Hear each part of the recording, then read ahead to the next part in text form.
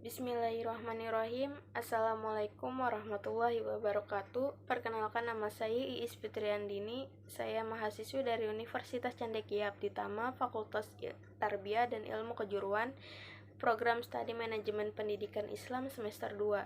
Di sini saya akan mempresentasikan hasil makalah saya untuk memenuhi tugas ujian akhir semester yang berjudul Ilmu Al-Jar wa Ta'dil dengan mata kuliah Ulumul Hadis dan dengan dosen pengampu Ibu Dewi Lestari MPDI. Baik, langsung saja. A. Pengertian jar wa ta'dil. Jar atau ta'jrih menurut bahasa berarti luka atau melukai, dapat juga diartikan sebagai aib. Al-jar adalah bekas luka pada tubuh dengan sebab terkena senjata tajam, sedangkan jika dibaca al-jur berarti nama sebuah luka, seperti luka kena pisau atau yang lainnya. Sedangkan menurut istilah, jar ialah tersifainya seorang rawi dengan sifat-sifat tercela, seperti kadzab, su'al hifz, mu'talat, goyer ma'mun, dan lain-lain sehingga tertolak periwayatannya. Kemudian, pengertian ta'dil menurut bahasa ialah lafal adil yang seakar dengan lafal adalah yang apabila telah dimu'tadilkan atau ditransitifkan akan menjadi perkataan ta'dil. B. Latar belakang terjadinya ilmu jarh wa ta'dil. Pertumbuhan ilmu jarh wa ta'dil dimulai sejak adanya periwayatan hadis. Ini adalah sebagai usaha ahli hadis dalam memilih dan menentukan hadis sahih dan dhaif. Walaupun jarh dan ta'dil dimulai sejak adanya periwayatan hadis, alangkah baiknya jika dikemukakan terlebih dahulu masa perkembangan hadis dan semenjak zaman Rasulullah sampai masa pensyarahan atau penafsiran kitab-kitab hadis. Selanjutnya, menurut T.M. Hasbi As-Siddiq, sekurang-kurangnya ada 7 periode perkembangan hadis, yaitu yang pertama masa turun wahyu, yang kedua masa Khulafaur Rasyidin, yang ketiga masa perkembangan riwayat dan perlawanan, yang keempat masa pembukuan hadis, yang kelima masa pentashihan hadis, yang keenam masa menafis dan menyaring kitab-kitab hadis, yang ketujuh masa membuat syarah dan menyusun kitab-kitab takrij. Pembahasan yang C, pembahasan mengenai ilmu jarh wa ta'dil. Yang pertama, macam-macam kaidah jarh dan ta'dil. Kaidah jarh dan ta'dil ada 2 macam. Pertama, kepada cara-cara perawinya hadis, sahnya periwayatan, keadaan perawi, dan kadar kepercayaan kepada mereka. Disebut pula naqdun, kharijun, yaitu kritik yang datang dari luar hadis atau kritik ekstrinsik, yang kritik yang tidak mengenai isi hadis. B. Kedua, berpautan dengan hadis sendiri. Apakah maknanya sahih atau tidak, ada jalan-jalan kesahihannya dan ketiadaan kesahihannya dinamakan naqdun dakhiliyun, yaitu kritik dari dalam hadis atau kritik intrinsik. 2. Hukum mencela para perawi. Mencacat para perawi termasuk dalam jenis celaan yang dibolehkan apabila jelas ada sesuatu kemuslihatan. Al-Ghazali dalam Ihya Ulum ad-Din dan An-Nawawi dalam Riyadh As-Shalihin dan lain-lain berpendapat mencela keadaan seseorang baik dia masih hidup ataupun sesudah dia meninggal dibolehkan apabila karena ada sesuatu kepentingan agama. Ada 6 sebab yang membolehkan mencela seseorang, yaitu yang pertama, karena teraniaya. Boleh bagi yang teraniaya mengatakan kepada hakim bahwa dia telah dizalimi oleh seseorang. Yang kedua, meminta pertolongan untuk membasmi kemungkaran. Yang ketiga, untuk meminta fatwa. Yang keempat, untuk menghindarkan diri dari kejahatan. Yang kelima, orang yang dicacat itu adalah orang yang terang-terangan berbuat bid'ah.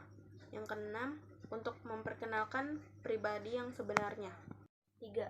Tidak boleh mencela lebih dari keperluan. Mencela seseorang merupakan suatu perbuatan yang sukar dan terkadang menimbulkan kerenggangan batin antara manusia dan dibolehkan karena sesuatu darurat yang diperbolehkan syara. Maka para ulama menetapkan bahwa mencela lebih dari kadar keperluan tidak dibolehkan, dan tidak boleh kita sebut cacat-cacat yang disebutkan oleh seseorang ulama. Jika orang yang dicela itu dipuji oleh orang lain, dan tidak boleh kita mencela pribadi-pribadi ulama yang tidak ada sangkut pautnya dengan periwayatan hadis. 4. Syarat menerima pentakdilan dan pentajrihan.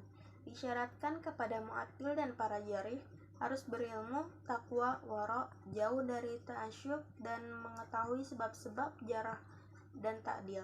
Orang yang tidak demikian keadaannya tidaklah dapat diterima tazkiyah dan jarahnya. Dalam kitab Tawatihur Rahmut Syarah Musalamut diterangkan bahwa muzaki atau orang yang menyatakan keadilan seseorang harus seorang yang adil lagi mengetahui sebab-sebab jarah dan ta'dil, insyaf lagi jujur, bukan muta'asyib atau ujub kepada diri sendiri. Orang yang muta'asyib tidak dengan perkataannya. Jarah dan ta'dil yang diterima dan yang ditolak. Para ulama berbeda pendapat tentang penerimaan jarah dan ta'dil yang mubham atau tidak diterangkan sebab, yaitu diterima ta'dil yang tidak disebut sebab. Kebalikan dari yang pertama, harus diterangkan sebab jarah dan sebab keadilan, tidak wajib diterangkan sebab-sebabnya. 6. Jumlah kesaksian dalam jarh atas ta'dil. Ulama sebagaimana yang diterangkan oleh Al-Iraqi berbeda pendapat tentang bolehkah kita kepada pendapat seorang saja, baik dalam bersyahadah atau kesaksian maupun riwayat berdasarkan beberapa pendapat. A. Tidak diterima dalam mentakdilkan seorang baik dalam syahadah maupun dalam bidang riwayat, terkecuali perkataan dua orang. B. Mencukupkan dengan seorang saja dalam bidang syahadah dan riwayat. C. Membedakan antara kesaksian dan riwayat. 7. Mendahulukan jarh atas ta'dil. Para ulama sebagai yang diterangkan oleh Al-Iraqi berbeda pendapat tentang bolehkah kita berpegang kepada pendapat seorang saja, baik dalam bersyahadah maupun riwayat atas beberapa pendapat.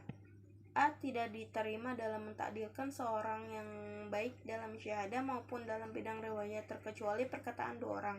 B. Mencukupkan dengan seorang saja dalam bidang syahadah dan riwayat.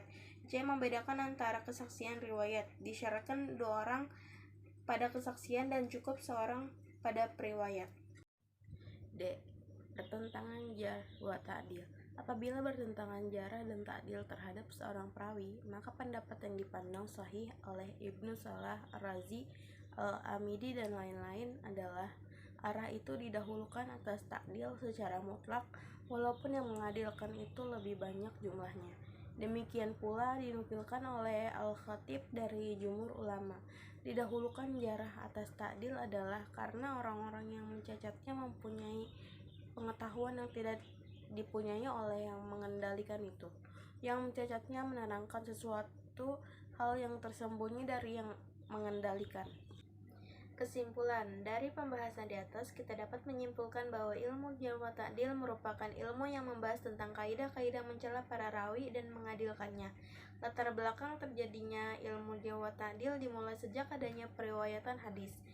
Sebagai usaha ahli hadis dalam memilih dan menentukan hadis sahih dan dhaif, banyak pembahasan mengenai ilmu jarh wa ta'dil, diantaranya pembahasan mengenai macam-macam kaidah jarh dan ta'dil, hukum mencela para perawi, tidak boleh mencela lebih dari keperluan, syarat menerima pentakdilan dan pentajrihan, jarh dan ta'dil yang diterima dan yang ditolak, jumlah kesaksian dalam jarh atas ta'dil mendahulukan jarh atas ta'dil, jumlah kesaksian dalam jarh atas ta'dil mendahulukan jarh atas ta'dil. Pertentangan jarh wa ta'dil terhadap seorang perawi maka menimbulkan pendapat yang dipandang sahih oleh Ibnu Salah Ar-Razi, Al-Amidi dan lain-lain adalah arah itu didahulukan atas ta'dil secara mutlak. Baik, itu saja yang dapat saya sampaikan, kurang lebihnya mohon maaf. Wassalamualaikum warahmatullahi wabarakatuh.